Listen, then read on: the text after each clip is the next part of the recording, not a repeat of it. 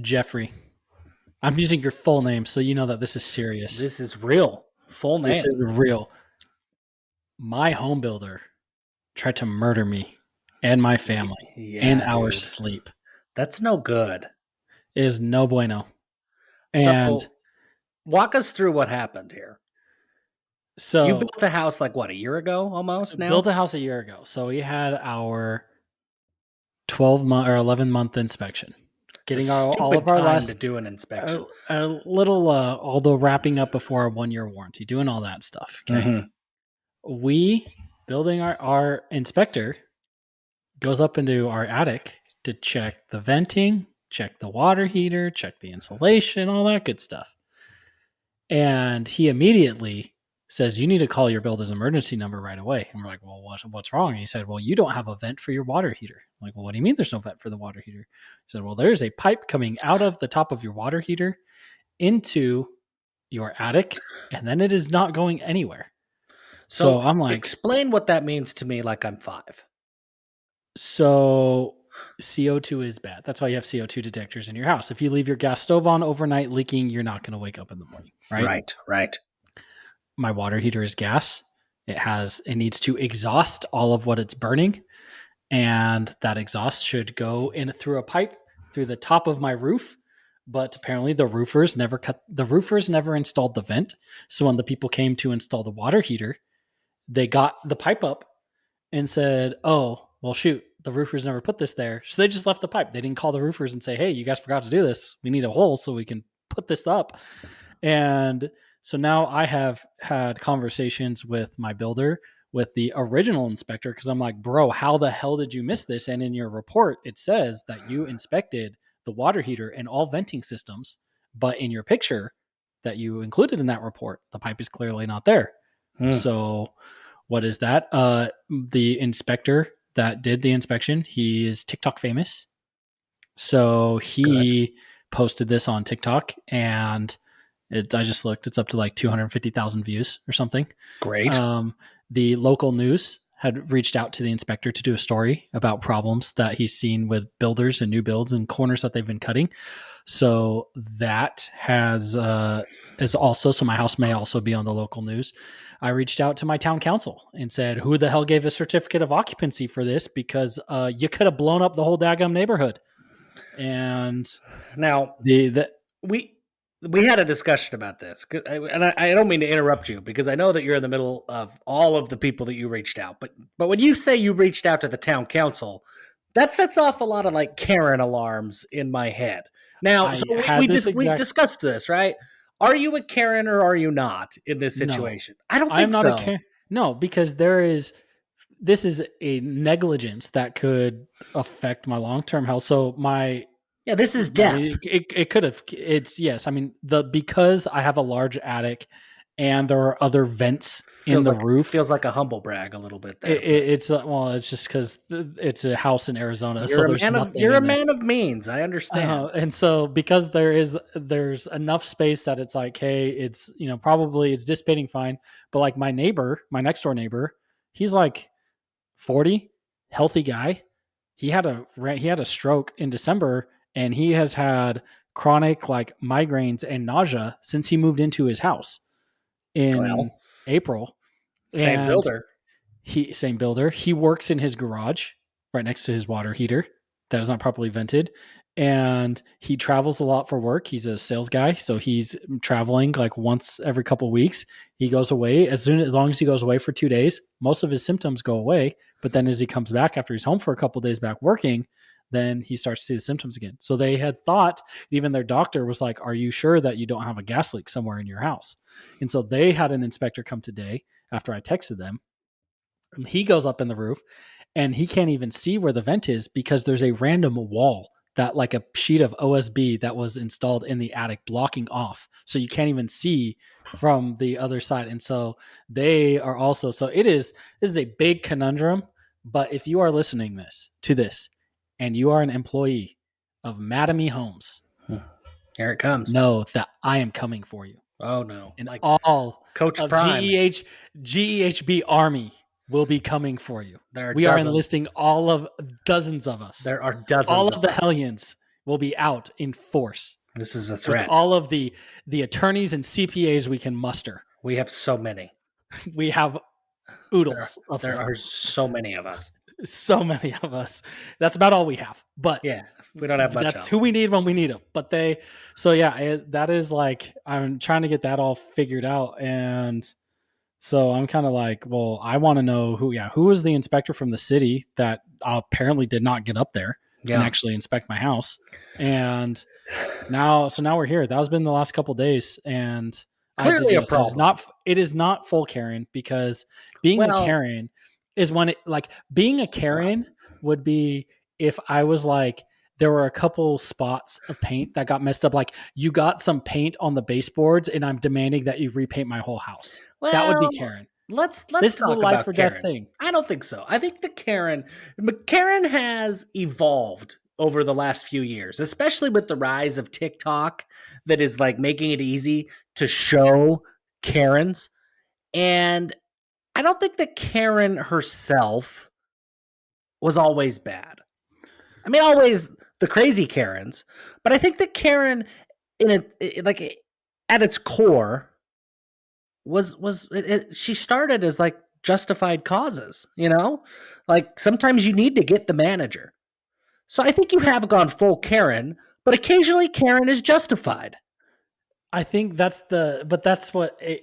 the time the term Karen came into common culture, the parlance, by the time Karen became a household name, that was because Karen was known for freaking out when it was not warranted. So the whole the idea of a Karen is, well, that it's like you're freaking out and making much ado about nothing, or you're extremely overreacting. I'm not overreacting. I'm not saying that, I want you to pay my house off and I'm going to sue you for $1 million. Although maybe I should. Something. I watched the Kenan and Kel episode. Do you remember? Dude, you watched Kenan and Kel. Oh, of course. With Coolio, RIP on the intro. Yeah. Do you remember the episode where Kenan swallows the screw? Soda? Yeah, you get it. Kenan swallows the screw. Kenan swallows the screw. He's eating tuna. He swallows the screw. Yes. And then Kel has to admit that he was the one who dropped the screw in the tuna.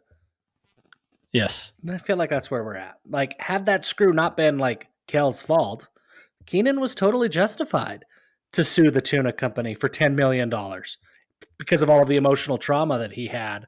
And now he's afraid of tuna fish and cans. So like, I'm on board.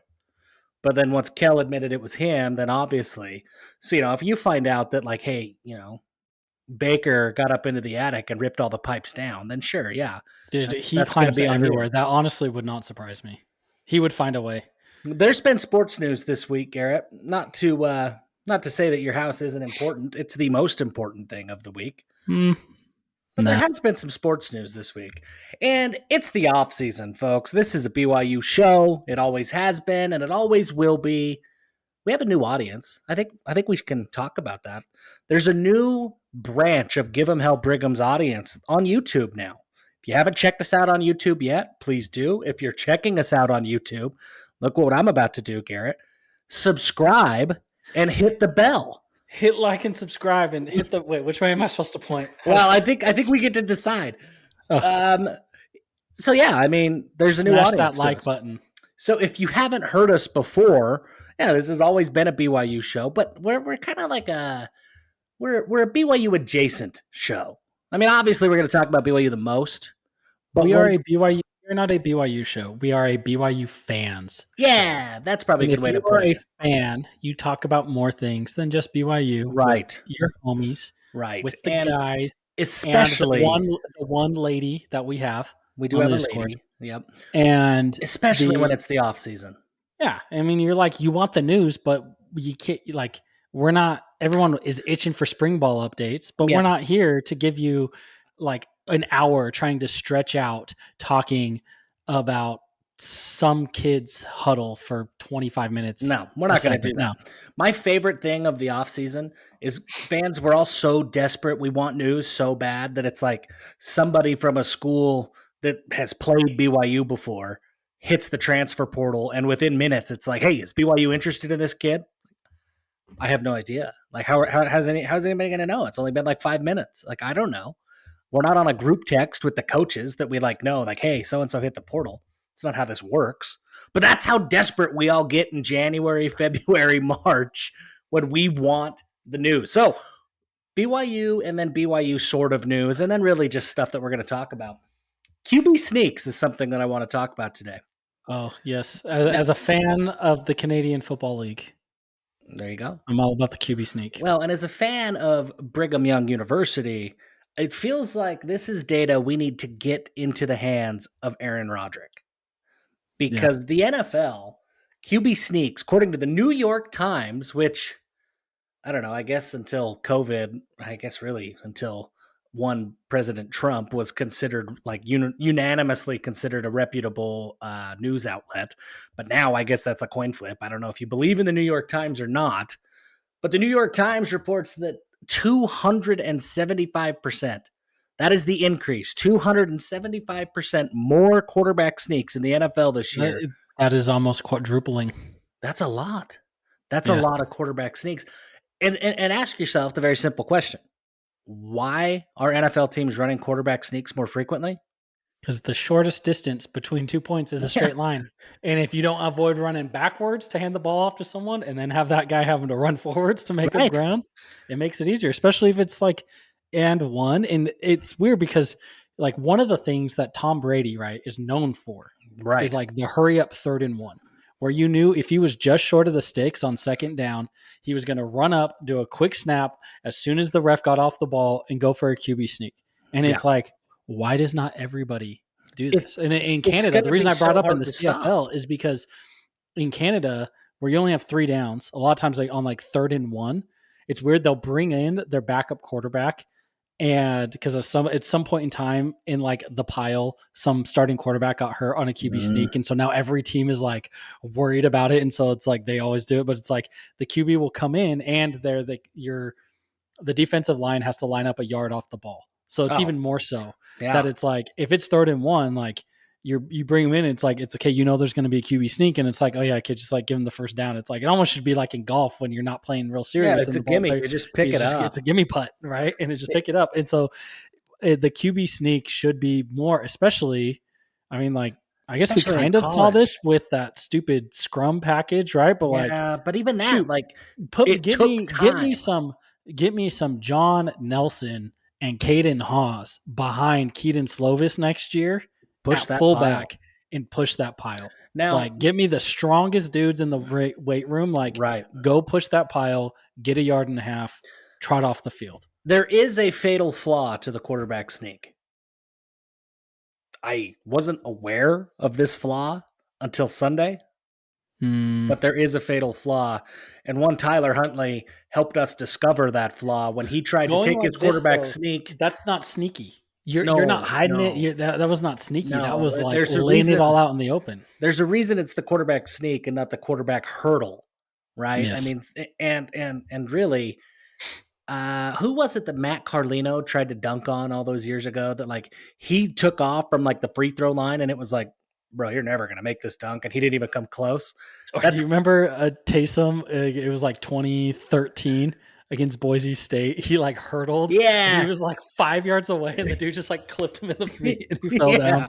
Yeah. So it gave me a really like similar vibes because even had that Cincinnati Bengals defender not knocked out the ball of Tyler Huntley on his quarterback sneak hurdle, like the dude wasn't even close to the end zone.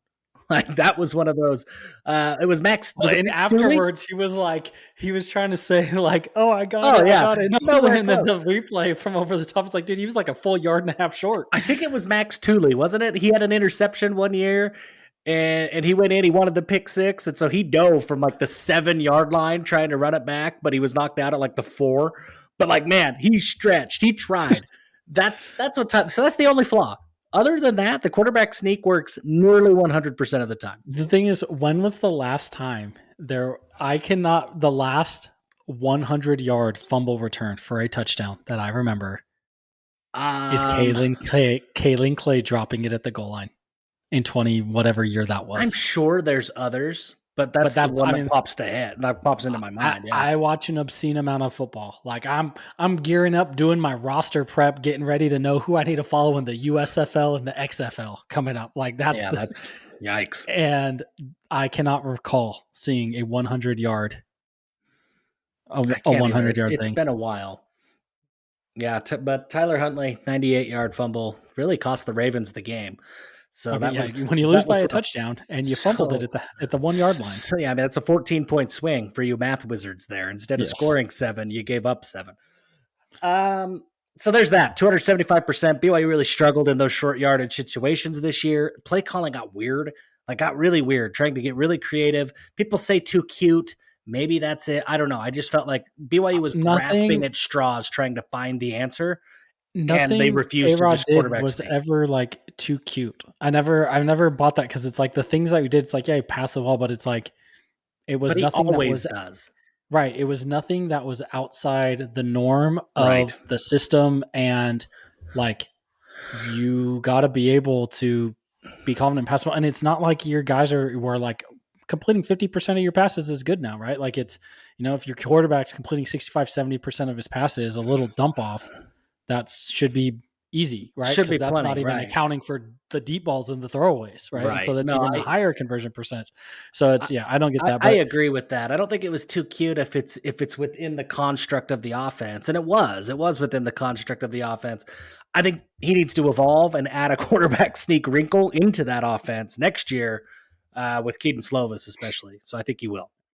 So moving on to Zach, the Wilson family. Zach Wilson. So the Jets fired Mike LaFleur. Which is probably the right call. I mean, Zach and Milf did not go together well. No, Zach wasn't great either. Let's be clear about that. To any BYU fan, we're treading dangerously close. He's the new Jimmer. He's the new Jimmer. He just needs to get his time. He just needs his minutes. He can't develop on the bench. We're headed in the wrong direction with our fandom for Zach. He's got to take some accountability that he sucked. Now there might be reasons why he sucked, and those are perfectly valid, but the dude also sucked. So let's call a spade a spade. Nathaniel Hackett. Nathaniel Hackett is the man responsible for ruining Russ. What is it? Mr. Unlimited. Russell Wilson was terrible in Denver. And maybe he's just terrible. But then Nathaniel Hackett was also good in Green Bay. So it's was he good in Green Bay, or was Aaron Rodgers good in Green Bay? That's true. So it's hard to know. Anyway, Nathaniel Hackett interviews for a job with the Jets to replace Mike LaFleur. I don't know that that's an improvement for a brother Wilson. That feels like you're just here, instead of this turd, have this turd. And you're like, oh, well, it's a different shape, but it's still a turd. So I'm struggling with that one. Well, and it's also weird because isn't Green Bay's? Yeah, it's he was coaching for Matt LaFleur. Yeah, he was coaching for Matt LaFleur, and then they just fired Mike LaFleur. Yeah, it's a lot of web. It's a lot of weird. The NFL's that. It just seems like it's so unoriginal.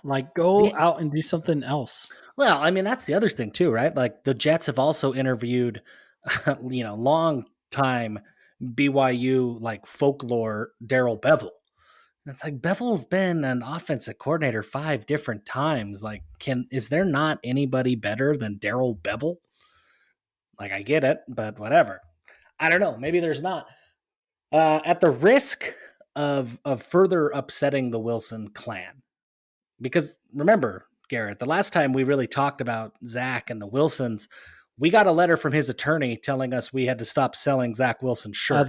Other than Zaxby. Yes. Other than our Zaxby. Oh, that's true. We did have Zaxby. But we're going to talk about the Wilsons, and we're not going to talk about Zach. And here's the headline. Okay, so background.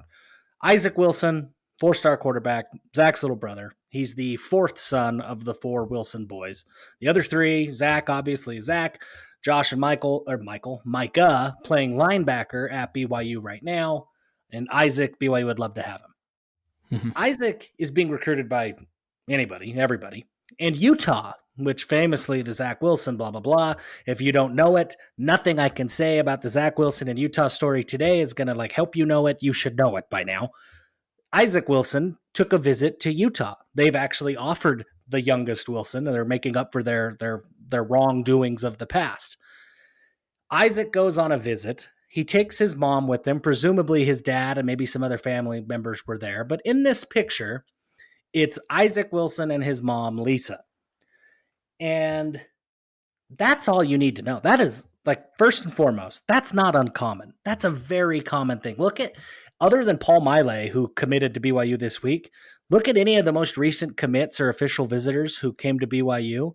The pictures that they put out on social media generally include the family members who were there with them, like more often than not.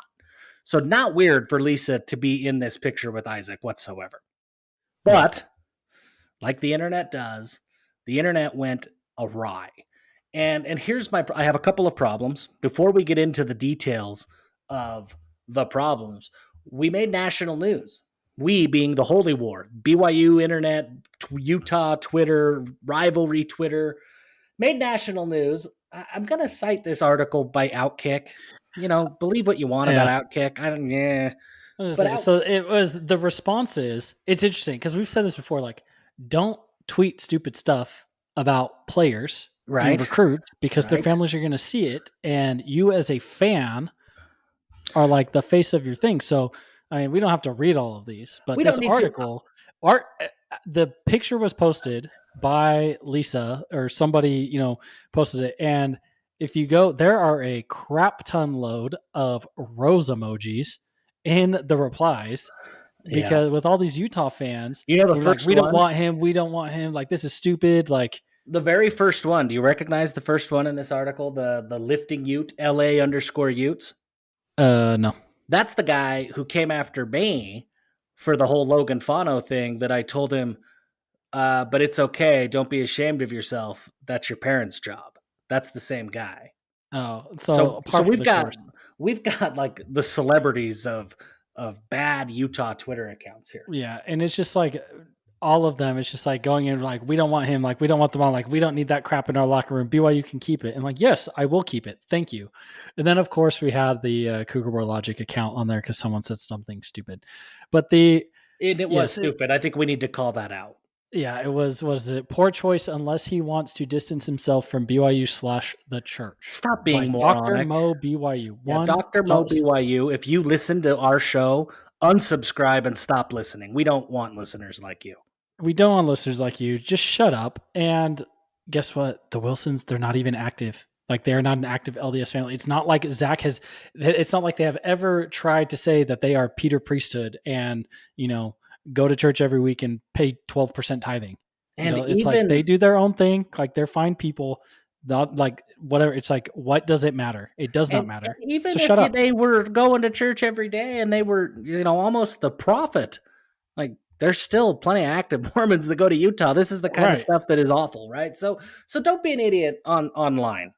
Just don't be an idiot online. And actually, our next bullet point on our new agenda, segment, we're trying segments because we are Dusty Litster with 2 T's. Yep, it's better. It's better for the YouTube, really. It's better for the YouTube that there are segments. The next news article that we have here is 24/7 Sports. There was some study done out of Michigan, and apparently BYU received an honorable mention of the most arrogant schools in the country, along with schools like Michigan and Alabama, like the who's who of college football, and then BYU. So kind of ironic and kind of funny, but also comments like, unless you're trying to separate yourself from the church or whatever, is a pretty good way to get yourself on an arrogant list. Don't be stupid. Yeah.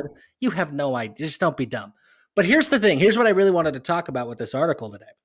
The headline of this article is, I want to read it verbatim to make sure I get it right. Zach Wilson's mom causes holy war meltdown by posting photo from 4-star quarterback son's visit to Utah. Okay, meltdown. This is the problem with the internet. Like, there were some idiots, and don't be idiotic, right? Don't be morons. But to call a few replies to a tweet a meltdown, man, that like symbolizes everything that is wrong with society and the internet right now. No, it's you. I actually saw a TikTok about this the other day. It was someone saying like, we can't. Everything is so like people are not used to having real conversations that it's like social media and everything has trained us that it's like everything is like someone says they disagree with you on something and it is 100% interpreted as like you hate everything about me and you think I'm a horrible person. Right. It's Right? It's like obnoxious. everything is just so amped up. And the irony of that coming from Outkick is something else that, like, that's Clay Travis's whole thing that's is true. that Twitter is fake and doesn't represent the real world, but yet that represents the meltdown. Like, come on, wasn't a meltdown. People are dying to know my opinion, Garrett, on something. And it's up to us, really, to determine who's the idiot of the internet in this certain circumstance. You live in Arizona. You're not a Jazz fan, but you hate Jazz fans, generally speaking. And so this is kind of a story for you. There's Twitter beef, drama amongst the Jazz beat writers and the Jazz fans, because Jazz beat writers, they're a little soft when they get criticized or when people disagree with their opinions. They like to get up on their high horse and talk down to people a little bit. And there are fans that are they egg those people on, right? They look for that level of attention and they will call it out and want to be victim anytime and every time they get the opportunity to do so. Well, there's some beef between Jazz beat writers and Twitter people. It kind of all blew up this last week because Jazz fans were being, the victims, and the beat writers kind of clapped back and were like, "Hey, don't be so soft." And ironically, they were being pretty soft themselves, right? Who was the writer that clapped back? Well, there were a series of them. I think the catalyst was Sarah Todd, who writes for the Deseret News, who's done a spectacular job on the Jazz beat. And Jazz fans don't like her. She's pretty opinionated and she's pretty different, like for this market of Jazz fans, especially writing for the Deseret News, where like I've never heard her name in my life. Yeah, she's new. I think she came from Philadelphia. So this is her first or second year on the Jazz beat, if I'm remembering right. Second year, I think. So she's new. She's a different voice. I like her work, candidly. But she got, I think she overreacted. Somebody was criticizing her, and rather than just like scrolling down or scrolling up and being annoyed by it, but moving on, she called some people some names. And the internet, did what the internet does, and they latched onto that and then started to tag her employer and say, "Is this who you really want representing the Deseret News?" And then other beat writers came to her defense, and then, she didn't back down from her original take, and that's what happened. So the question that I have for you, because you've seen this today or this week, it was Jazz beat writers and Jazz fans, but pick a fan base. It's happened everywhere. When a beat writer, who's the idiot? Is it the beat writer that's trying to be a columnist on social media? Or is it the fan who doesn't understand that a beat writer's job is to cover the beat, and on social media they're just doing the same thing that everybody else does, right? They're being a fan. And it's maybe that the problem, that there's a fundamental misunderstanding of what a beat writer really is. So what was the specific take that got people riled up? Honestly, I don't remember. Okay. It was just so my thing with Jazz fans is I lived in Utah for like a decade, right? Yeah. A third of my life almost. I did not really have an NBA team. I don't have. I mean, I guess I do now. I follow the Suns now because one of my best friends has season tickets and he invites me occasionally to go to games. So I don't have it, and I live here, so why not? So the Jazz, I mean, it's fine. I didn't mind the Jazz. Gordon Hayward was fun, and then there was the meltdown when Gordon Hayward decided to go to Boston, where people were like wishing ill on him, and then people cheering when he destroyed his ankle like the first game of the next season, saying haha, serves him right, and like how he screwed over the Jazz, whatever. And then I got some people mad because who was the GM at the time? Was his Dennis Lindsay? Was that his name? Yep. I said, no, that's Dennis Lindsay's fault because he should have given him an early deadline, because he said, well, Gordon took too long and it screwed us over. And it's like, well, that's the GM's fault. That's not Gordon's fault. Gordon took the amount of time, the maximum amount of time that was allotted to him. Okay. Then so if you wanted to build around something else, you should have said, hey, we need an answer. Otherwise we're going to move on. Like whatever. So, and he does not owe you anything, right? It's a professional athlete, does not personally owe you anything. But the Then Jazz, these the problem 2 with the weeks Jazz, notices are dumb. yeah, Like the they're problem fake. with the Jazz is that, okay, we know how obnoxious like the vast majority of Utah fans are on Twitter. And then there's A good amount of also BYU fans on Twitter. a very good amount of BYU fans that are equally Maybe obnoxious, like even a great amount. a great amount, like probably Dr. Mo BYU. He's one of those guys. I don't know if he's on Twitter, but he probably is, and he's one of Probably. those. But it's like you take the worst parts of Utah and BYU fans and put them together, cheering for the same team that perennially sucks, and they are miserable. Yeah, And it's it a is bad depressing. And combo. then it's also because like I follow mostly BYU people, that it's like the people who live tweet Jazz games, where it's like, okay, you're live tweeting 82 games a year of a team I don't care about. Well, Like it gets annoying. So it's like, so that's annoying. But the meltdown, it's just like the worst parts of BYU Twitter and Utah Twitter come together to form Jazz Twitter, and it's awful. Like, yeah, and if you don't think that there's a bad reputation, especially about Utah Twitter, it's like, what fan base specifically do national college football writers make fun of more than Utah Twitter? When you say anything about Utah, when they're like, oh, your mentions are going to be blowing up, like talking to each other, saying their fans on Twitter are so annoying. So it's yeah, like there's too much overlap there. I can't associate with that. and there's a lot of BYU fans that are in that same boat, yes. and it's a problem. And so that So that is why I'm determining, anti-Jazz fan. yeah, and determining who the internet idiot is, it's the Jazz fans, I think, in this case. But However, also, I'm ready. this Sarah Todd lady, she Yeah. is also an idiot for different reasons, because yes, a beat writer can like have opinions and be a fan, but also as a beat writer, you are supposed to basically be a populist, right? Like you are trying to appease Right. fans to keep them happy. You want to tell the fans exactly what they want to hear, so they keep coming to your website. You are a beat writer. You are not an investigative journalist uncovering a major issue. Well, and that right there is exactly what I was going to say. So Is there for is her a fundamental misunderstanding of what a beat writer is. right. And I get that a lot of beat writers now are wanting to like do more into long form things. Like you want to do more about like it's more than just a game type thing. And some of them have to. Some of them are required to because the newspaper's cutting staff. And so you're a beat writer / columnist / whatever. Right. But when you're putting those columns in a free form on Twitter, rather than directing traffic to your website, you're not doing yourself or your network any favors at all. You're just talking into the void and inviting the criticism to come upon yourself. Beat writers, if you're in the Jazz, most NBA teams, even here in the small Utah market, you still have a beat writer and you have a columnist that are covering the teams for most of these media outlets. If you're the beat writer, your job is to cover press conferences, cover sound, get interviews, and if there's trade details and things like that, then great, you fish those out. But your job is pretty boring. It's pretty black and white that you are just the voice of the information. You don't really get to have an opinion. You're just relaying information. If you're a columnist, then great, you get to have all the opinions in the world.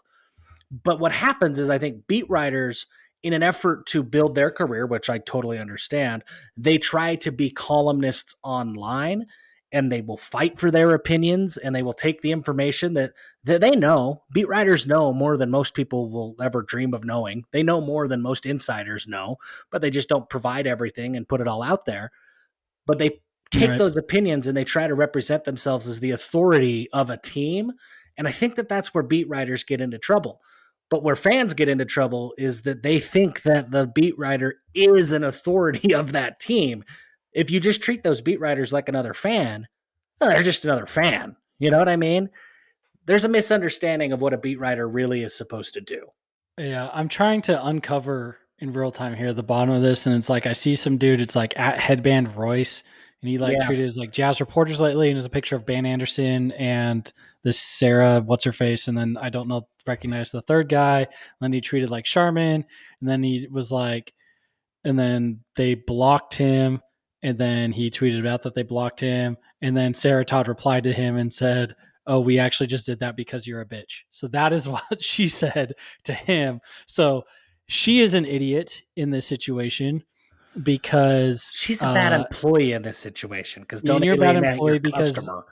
Right. Don't yell at your customer. I can appreciate you standing up for yourself because this Headband Royce is a moron, but like when you're doing it in a Yeah. professional Oh, setting, and then she you got to said, be "You funny. unblocked me to curse me out for criticizing you. These are the Utah Jazz beat writers." And then she said, "LOL, that's not how Twitter works. I can look at your tweets and respond to you, and you're still blocked." And then some BYU fan at Jansen Boy 301 said, "I wish I was joking, but my journalism professor used you as an example of a bad journalist, and he wasn't wrong." So that is, so there's a lot going on here, but yeah, she is definitely an idiot here as well because one, it's like that's not her personal account. It's like that is her professional NBA coverage account. Yeah. So it's like when she tweets from that, she's representing herself as a writer. She's representing the Deseret News. It doesn't matter that you put thoughts and opinion. Some of my opinions, no, retweets is not an endorsement. Like Yeah, whatever, the stupid thing. I don't know who started that, but they should be burned with Dumb. fire. So like it's everyone involved with this is stupid because everybody outside of the actual physical entity of the Jazz itself is dumb. Yeah. Outside of the players, the coach, everybody. The Jazz coaches. Didn't they fire Quinn Snyder? They did.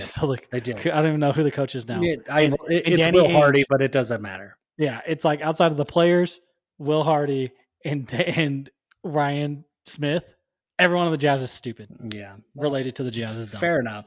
And their panties are constantly wadded. Yikes. So next segment we have if we ran the show, because we run our own show. Right. And we run our own show. Proven we can run a show.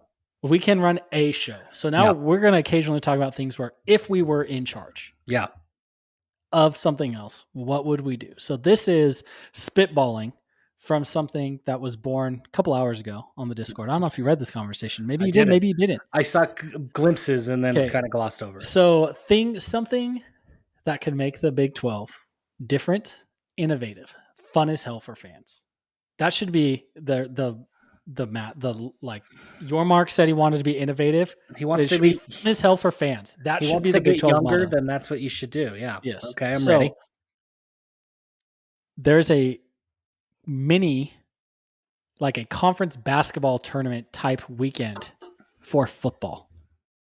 I hate it. No, dude, this is awesome. Okay. There's 12 teams. Okay, in the league. You have 2 locations.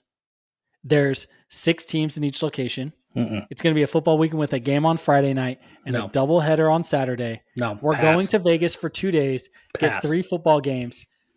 When they announce the conference schedule, you know who is in your pot of 6 for your like mega weekend. I hate it more. But you don't know who you are playing until Sunday. They announce and do a selection show to find out so okay, I'm going to travel to this event because it's going to be this fun thing where I get to watch 3 football games in 2 days. No. But I know BYU will be there.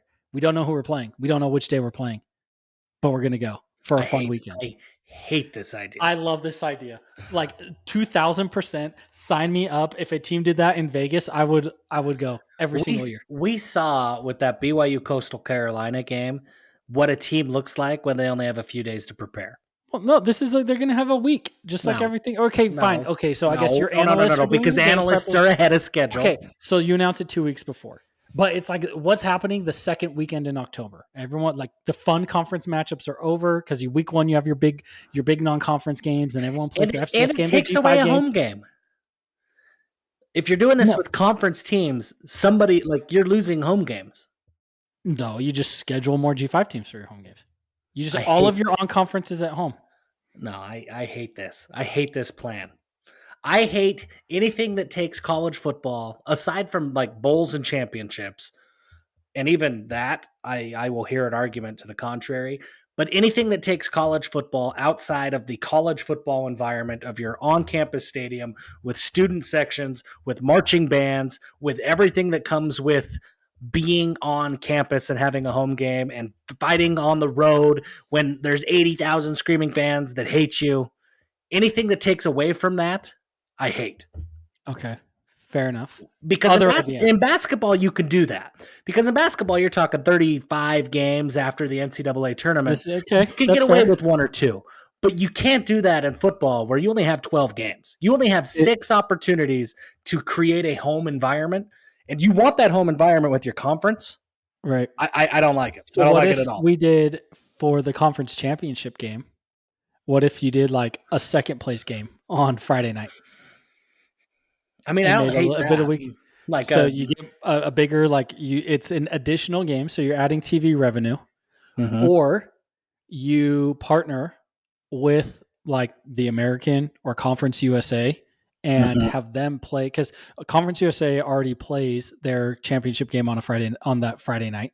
Mhm. The American plays on Saturday, but that Friday night, Conference USA is already playing. They host it. It's like that the top seed hosted. So it was at the Alamo Dome in UTSA, because UTSA won back-to-back titles this year.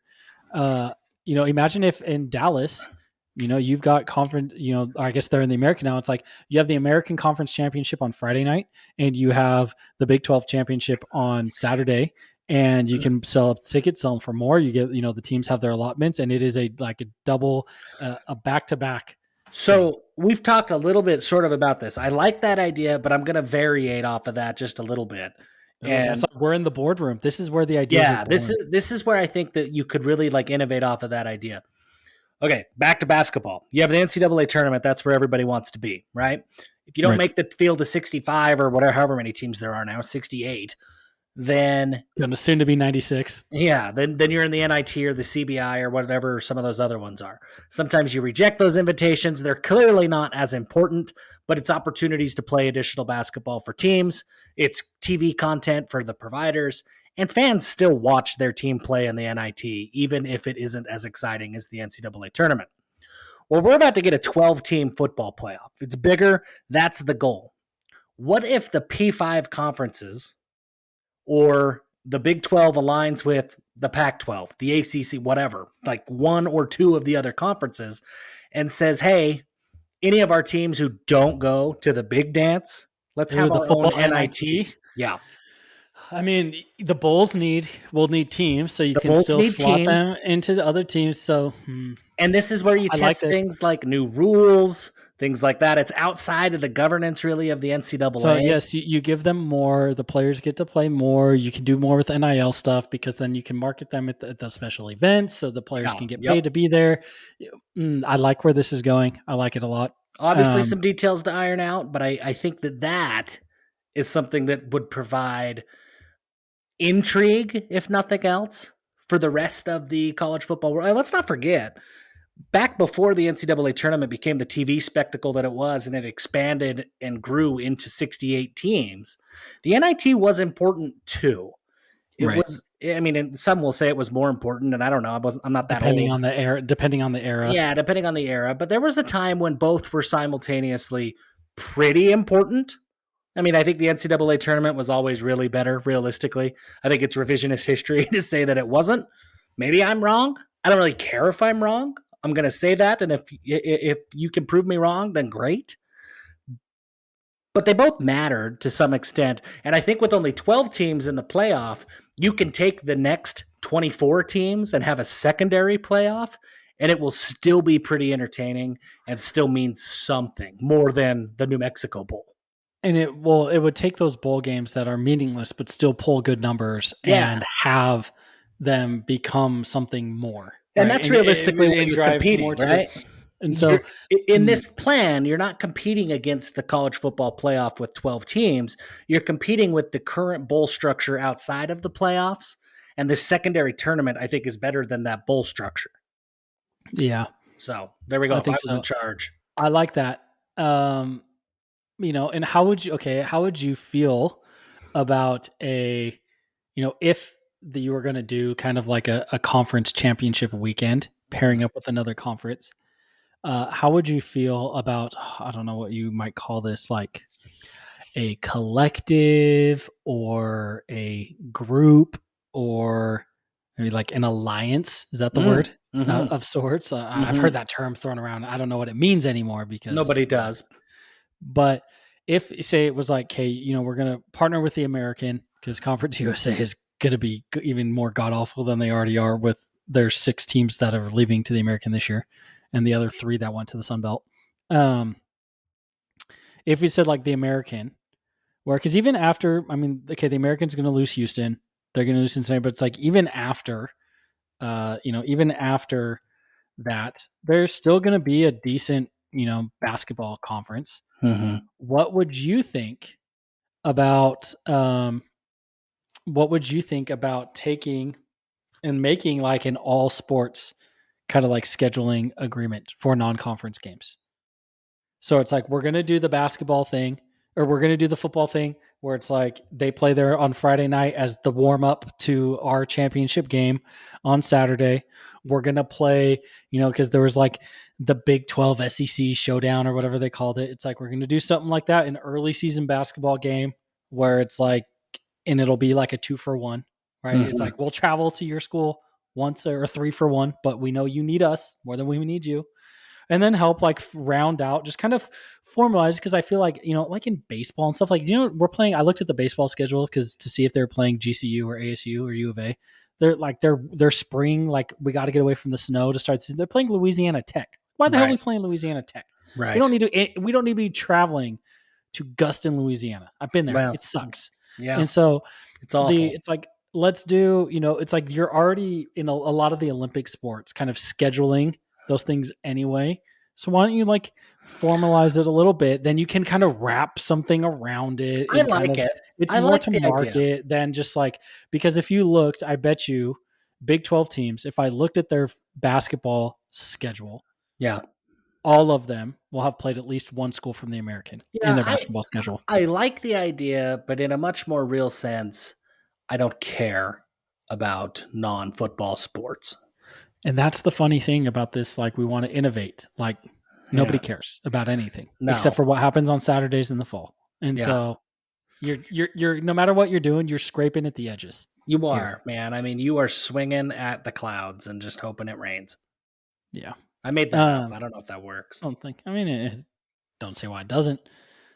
So we do have 45 minutes into this, and there is BYU news. We can talk about it. I'm actually going to look at who the American play or the Big 12 plays most in a non-conference game, because that's off the top of my head. I'm going to hit some really just like bullet points of the BYU news. Paul Miley is a Cougar, former University of Utah center. He has been at Utah for 5 years, and he started every game last year, every game that he was healthy. I think he started 12 games in total, has played something like 29 or 30 games in his career, and he's now moving down from Utah to BYU for his last year of eligibility. What does this mean for the offensive line? BYU loses Clark Barrington. They lose Joe Tukuafu. They lose Harris LaChance. They've lost Campbell Barrington. I mean, they lose a good chunk of their offensive line. They don't lose left tackle. They do. They lose Blake Freeland, but right tackle Kingsley Suamataia is going to move over and play left tackle. But that doesn't really matter for Paul Miley because he's an interior guy for the most part. Although, Garrett, he has played all 5 positions at Utah. He can. I was told he was a rotational piece after starting 12 games last year. Yeah, I mean, whatever. I don't want to get into that. I mean, the guy's plenty good. He's gonna start. He would have started at Utah. He's gonna start at BYU. He's plenty good. The one spot along the offensive line that seemingly BYU has filled is the center position. Connor Pay is coming back. Connor Pay played great. Connor Pay graded out higher than Paul Miley in just about every category last year. So does Paul Miley come and play center? I think yes. Not because Paul Miley is better than Pay at the center position, but I think that Pay is better at the guard position than Miley is. And for that reason, I think that Miley slides in at center and they move Pay over into one of the guard spots. He's built like a guard. He's 6'5", he's 315. He doesn't have that center build, right? Paul Miley's 6'2". I think he's listed at barely like 304. Is he 6'2"? Yeah, he's 6'2". He's a shorter dude, and I think center suits him. Well, I think Connor Pay is maybe a better center than Paul Miley. It doesn't matter who's the better center and who's the better guard. It's the combination. It's the matter of the two. And I think that a comparable, it's like Joe Tukuafu last year, right? Joe Tukuafu could have played any of the interior spots. He really just kind of slid in wherever the coaches thought he was going to be best. And they slid him in at center at one point against Notre Dame and against a couple other games in the year.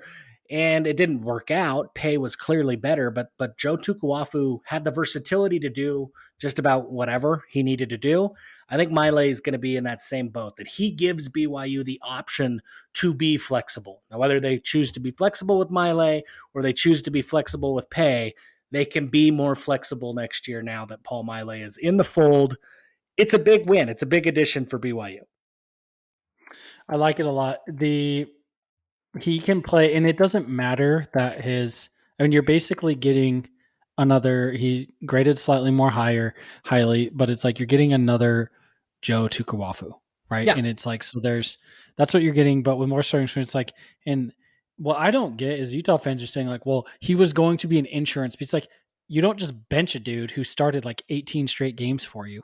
No. And started back-to-back Rose Bowls for you. No. Like, if everyone that was nipping at his heels was nipping, you would have started to cut his minutes down the stretch anyway. And that's not to say that they weren't nipping at his heels, but they weren't nipping at the front of his toes. They were nipping at his heels, and they would have continued to nip at his heels. And maybe they beat him out, but he would have been the starter until he wasn't.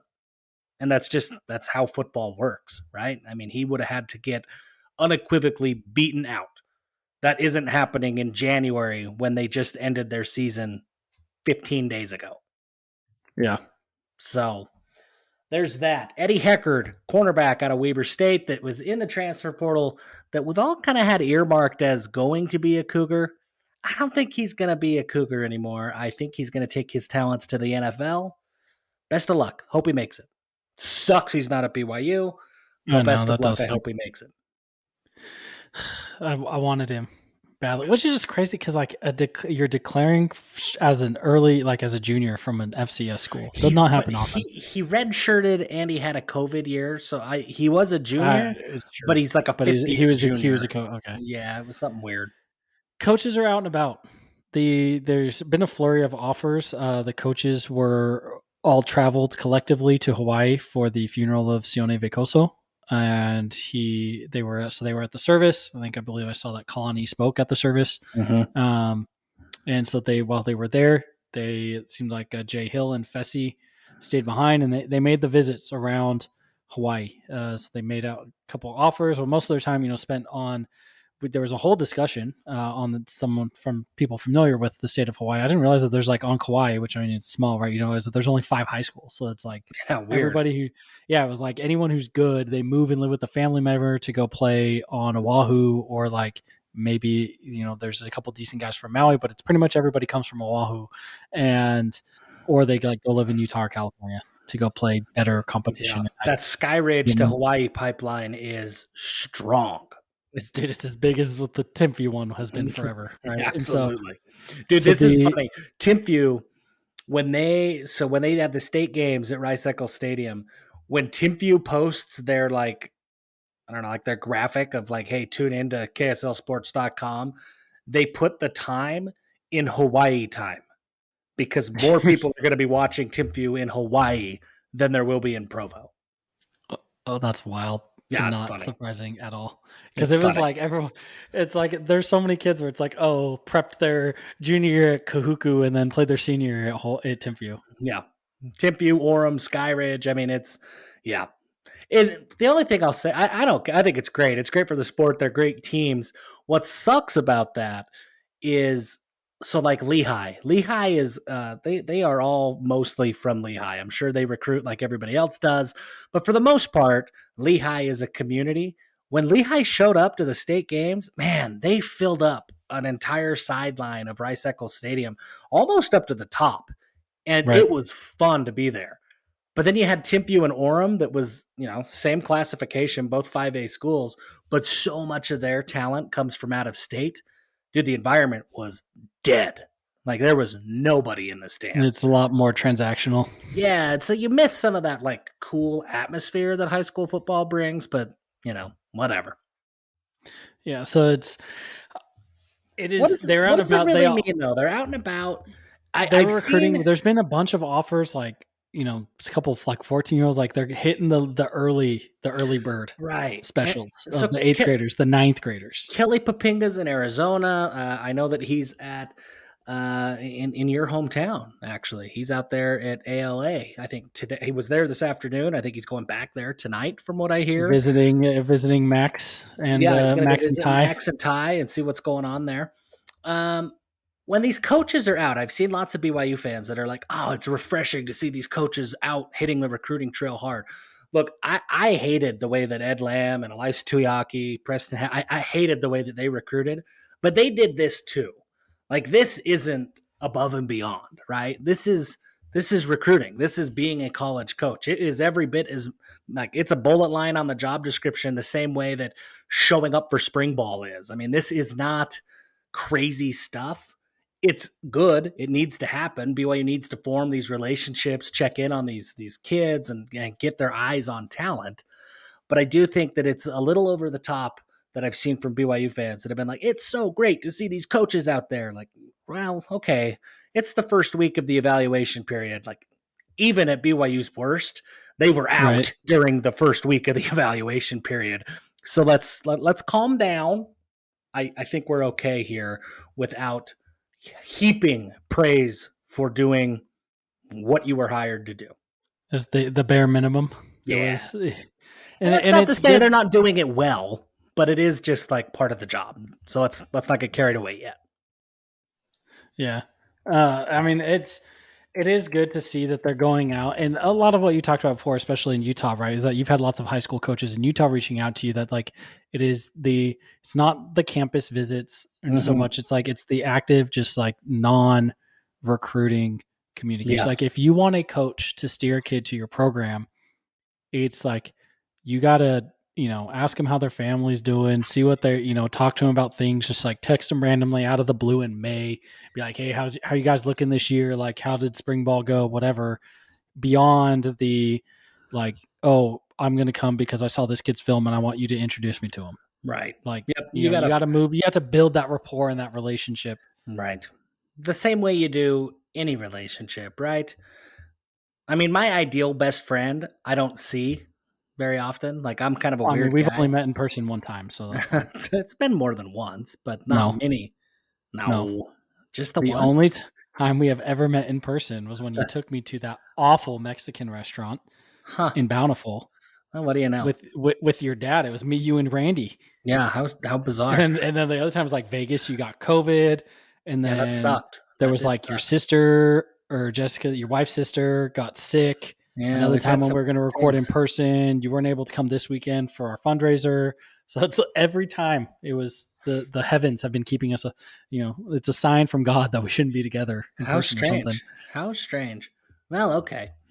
But yeah, you got to form those relationships. The last thing really that we have on our BYU news this week, basketball still exists. They lost to Gonzaga. That was sad. And they beat, who did they play after that? Pepperdine? I don't Yeah. know. I've lost so much. I am so pumped up. Even if BYU goes, reverse undefeated in the Big 12 conference, I'm just excited to play schools that I know who they are. And I say that respectfully, right? Like, but I don't care. I don't care if Santa Clara is a good team this year. It doesn't move the needle for me. I couldn't care less. It's Like when BYU or anybody, right? Loyola Chicago. Like, that's awesome that they get to be a good team and they go on these runs in the tournament. And the old you lady, care about she's that in the tournament, not when you're playing them and twice I a year, and every I single only year. care about that in the context of like busting a bracket. Like, Right. I don't care about Loyola Chicago. You could replace Loyola Chicago with Butler, with anybody, St. Mary's, with UMCB, and I'm gonna cheer for them. But I don't get excited about it in the regular season. I get excited about it when I'm being told that here's my bracket and we're breaking somebody's season, right? I Yeah. loved UMCB or whoever they were beating Virginia because it ruined Virginia's season. And I loved Well, seeing and it was the Virginia's only time a 16-team seed right. has ever won. I loved seeing Virginia's season get ruined. I really didn't care at all about UMCB winning the game. And so it's just really hard for me to care. And I've come to that conclusion. Like basketball, I struggle, but basketball in the WCC, especially this year, now that we know it's over, man, I'm really struggling to get even moderately Dude, excited about like a game against Portland. I don't care. I don't care. and it's true because you're just like the look ahead to next year is Yeah. so much bigger than it was even with It's football. Because even football, like, okay, we still played Notre Dame, we still played right. Oregon, right? We still had rivalry game against Boise State. We still got to play Baylor, and that was a top 25 matchup at the time. Knocked off a top 10 team at home, Right. finished 6-7, but and so it's like all of those things is like football. There was more meat in the schedule than it's like this year. It's like, okay, we got Gonzaga. Yeah. And then because Gonzaga's Gonzaga. And then there's That's St. it. Mary's, who is And I don't 16 care about St. 4. Mary's. And Like they might be great. That's the thing. Is like San Francisco. I don't know. Are they good this year? Robbie tries to tell us that Santa Clara is good, but I don't San care. Francisco is 12-9. And Okay, they're 1-5 so they're in not conference. great. Pepperdine is 7-12. It's like, I don't care. Santa Clara is 15 Even if and 5. Santa Clara was ranked, they could be a top 10 team. It's Santa Clara, and I don't care. I don't care. BYU lost to UVU this year. Do you know how long I cared about BYU losing to UVU? Like a blip of a second. It just didn't matter because I don't care. But when they play Texas Tech, I'm going to be pumped. They may lose by 20, but that's something to look forward to, right? It's going to be fun to play against Houston, at Houston. It's going to be fun to play at Kansas State. Even if BYU is 2-20, it'll be really fun if they could somehow pull off an upset at Kansas. You know, Right. You don't get that in the WCC. You get the Gonzaga games. That's it. Nothing else matters, no matter how good the team is. And I just don't care. Yeah. And but next year it will. And that is what I really am excited about because it is going to be fun. Like it is going to be exciting to actually have these games and like that means something into where it doesn't matter. Because right now in the WCC, it's like, okay, if we lose, like you basically can't lose more than 3 conference games or you're done. Because like BYU could run the table and they're not going to the tournament unless they win the WCC tournament. Because if we ran, so they could run if they ran the table in conference play, that would mean knocking off the Zags on the road and beating St. Mary's twice. It's not enough. And so it's like, that's not enough, but it probably puts them like, oh, they're maybe in the bubble if they finish like, sure. And then go and they play Gonzaga tight in the conference championship game in Vegas. It's like, so what that would put them at like 25-7 or 24-7. It's like, hey, you're on the bubble, but you like beat the Zags once, played them again, whatever. Okay, fine. But in every year that we've been in the league, it's like it's like 3 or fewer games to go to the conference. Like you probably either need to split with Gonzaga and sweep St. Mary's or get sweep by Gonzaga, like lose to the Zags and like split with St. Mary's. Like you cannot lose more than 3 times in conference play. Right. Otherwise you're done. And so with that, it's like, but now next year, it's like you could have a freaking losing record, right? Yeah. Like what was the Big 12? Because Iowa State went to they make it to the Sweet 16 last year? I think so, yeah. So they made it to the Sweet 16 last year, but even in conference play, dude, they went 7-11 in conference play. That's what's fun is even when you're bad, the games will still mean something. And they just don't in the WCC, no matter how good the team is. So I'm excited for that. I don't know who BYU plays. If it happens to be on, I watch it. But like, that's it. I don't care. I just don't care. Yeah. And it's sad that I don't care. I cared so much when Jimmer was here, but I don't care anymore. I cared when TJ Haas was here, but I don't care anymore.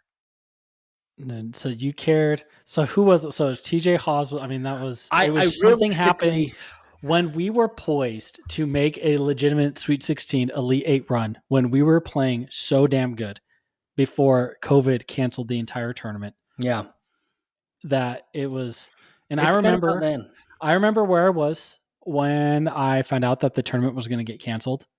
I remember sitting where I was. Mm-hmm. I remember who texted me telling me, hey, dude, tourney's done. Like, there's no way. Like, they talked about a bubble, but the NCAA is saying no.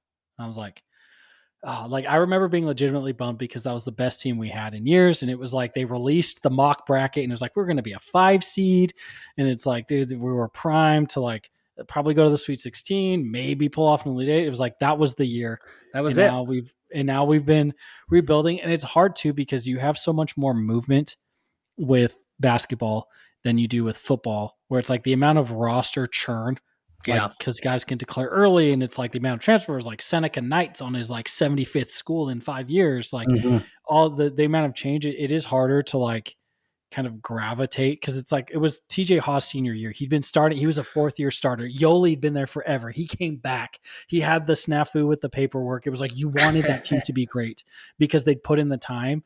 And a lot of it now, it's like, You don't man, get that. You don't. I don't get it, but You it's know like, that, but we do have, it's like Richie Saunders is a freshman, or sophomore, or right? like Dallin Hall is a freshman. We know we're probably gonna have Colin Chandler back next year. Jake Wallin's it. It's like, Kate, there's this core group that can build for a few years, and it's like with the stopgap pieces are kind of starting to filter out.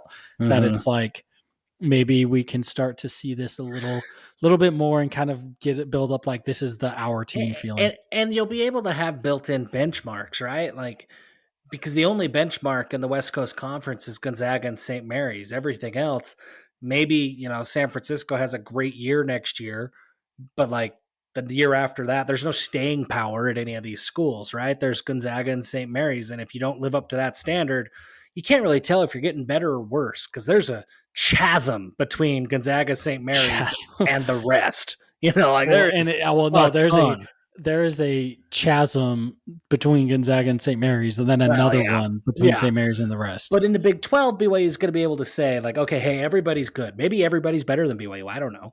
But they're going to be able to say, look, okay, next year we got to be better than Cincinnati. And you'll be able to sort of predict what Cincinnati or West Virginia is like as a program. And that becomes the measuring stick. You're not competing for the Big 12 championship, but you're better than you were a year ago.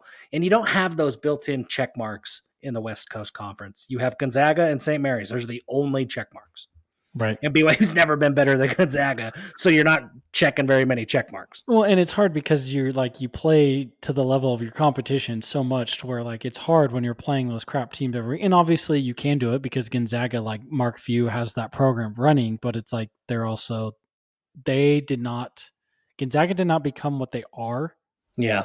Like we are going to look back at Gonzaga and our time in the WCC the same way that BYU fans look back at Jimmer's time in the Mountain West.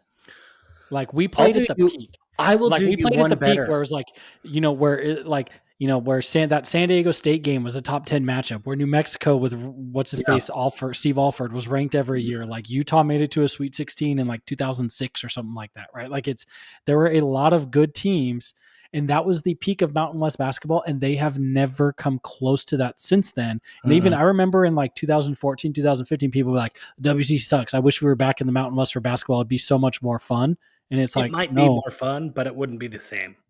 it would not be the same. And it honestly wouldn't be that for like New Mexico hasn't, well, I guess they have been decent. Like when it's like the New Mexico, UNLV, San Diego State, BYU all peaked at the same time. You had Yeah. half the league peaking Yeah. at historical highs for their programs. And that is not remarkable. And it's like, and if you look at the Ken Palm rankings, it's like the bulk of the WCC has been, it's like been pretty much equal with the Mountain West the entire time. People are like, well, the Mountain West is so much better. And it's like, it's not, they're the same. They don't matter. They don't matter. But we just have the history with them Yeah. of like going back and forth. But the problem Which is means like something, but yes.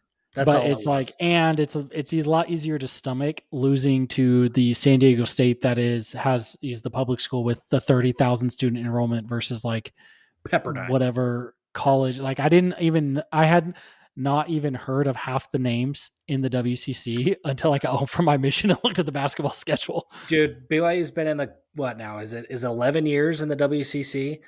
Yes, as long as I we were bet in the you. Mountain West. Okay, if you go Same. down and you quiz me, I bet you I cannot name the towns of half of the WCC. Okay. Then we can wrap up with this thing because this Okay, is I'm ready because like I really don't think I can do okay. this. Um, I gotta like think okay. about this. Okay. BYU. Okay, Provo. Got it. Gonzaga. And I know Spokanistan. Yeah, okay. Loyola Marymount. LMU. Oh, I have no idea. Is that Southern California? Is that like San Diego? As they are in Los Angeles proper, actually. Oof. So I'm Loyola has a sort pretty fun, and yeah, it's, Pacific, University of the Pacific, I should say. not a clue. There's so many coastal schools. I'm gonna say like Fresno. I have no idea. That's actually close because they are the one non-coastal California school. They are in Stockton. Pepperdine. Are they in Malibu? Yes. Oh, Beautiful okay, campus. Okay, got that so now one. we're at 3-2. University of Portland. How Portland. to get this one? Okay. Oh, St. good. Mary's College of California. Okay, I was thinking about St. Mary's because I didn't know. I thought that they were in Stockton, but you just told me that Pacific was in Stockton. So then that means the other name is Moraga that comes to my mind. Yes, that is Moraga, and Moraga is like If you would have asked me put St. Mary's before before Pacific, I would have definitely said Stockton for St. Mary's and then not had a clue where Pacific was. Okay. That's So good to know. there's that. And it's there in the East Bay and like over the hill from Oakland, and there's only like 15,000 people live in Moraga. So it is like Okay. a tiny, it's like them being in Moraga is like if there was a D1 school that was in Woods Cross and they're like, oh, we're not in Salt Lake, we're in Woods Cross. Okay, like got it. Just over behind that. Yeah. Behind. Okay. And then, the last three are you better get these. San Diego. Okay. Yeah. San Diego. San Francisco. I'm saying Santa San Francisco, but is San Francisco like in a weird, not really in San Francisco? No, it is like 49ers it is. No, it is in like smack dab down. Okay. Well, not downtown, but it is in like the heart of San Francisco. So with the benefit of I had 4 that the names are in the name. Outside of those 4, where I get credit because I got the given in the proof when we're doing geometry. What was I 500? Let's see. You got BYU right. Okay, and BYU doesn't count either. Okay, so you got Gonzaga. You missed on Loyola. You missed on Pacific. And then almost missed St. Mary's. And then almost missed St. Mary's. But then the rest, so you got Pepperdine, Gonzaga. Yeah. And then and then it was like, but then Portland, San Diego, San Francisco, Santa Clara. And we've been 11 years removed from the Mountain West. I could still tell you every town. I could tell you the directions of how to get there. I could tell you where to eat. It's just different. The West Coast Conference has just been different. I don't know how to explain it. It's just different. I can tell you that one thing I am excited for in the West Coast Conference, being out of the West Coast Conference, is that not playing in California multiple games a year in Northern California, we will not see the dude dressed up as Cosmo on TV. I don't know if you listen to this show. Is he a Northern California guy? I think so. Okay. And I don't, because I've it's not a great Cosmo costume. It is not a great Cosmo costume. I appreciate the enthusiasm. I love the enthusiasm. I love the dedication to go get good seats at every possible game you can to go cheer on the Cougs. But it's not great. The execution, we got to tighten that up a little bit. We need to refocus and retool the wardrobe. Yeah. Because, the Cosmo is not it, my guy. It's definitely the wish.com Cosmo, and it's just not quite there for me. Yeah, and we say this out of a place of love and concern. Definitely, it's not. It is not personal. Like I said, I appreciate the enthusiasm. Absolutely, and we need more of the enthusiasm, like the rabid fanaticism. More fans. The rabid fanaticism, but that Cosmo costume kind of looks like Cosmo actually has rabies. Yeah, we got to put him away. Put him back in the closet. Put him down. Jeff, this has been a good episode. I'm excited about our continued growth, development. You have a nice fancy background. I'm going to be getting mine up here soon as I reorganize here shortly and kind of move my house around. And I am excited about where we're going with Dusty Litster. The one problem with my background is I can't quite get the chain in the background. I'd have to turn just a little bit. You need to move. Just move. I've tried a lot of different setups, and I just can't quite do it. I guess I could go like this, but it feels sideways. But like that chain deserves some love, you know? That does deserve some love. You could put it. I could put it where the pennant. I don't know. You can put it where the pennant is. You gotta like move that. What is that golf thing above the? Oh, the that's sailor? Happy Gilmore, my friend. That one can't move. That one has to stay. Yeah. We'll It's have to tough. figure that out. It's It is tough. You just have too many great things, but you do Yeah. have a little bit of white space between the pennant and the rest of the picture. So you Well, could that's stick actually some the there. corner of a wall, so it looks like more white space than it is. It's a Yeah. bending. Well, you Yeah. could put the pennant. You could hang it in the corner, and then it would look fine on Oh, camera. there you go. Good idea. So Jeff, until next week, give him hell. Give him hell.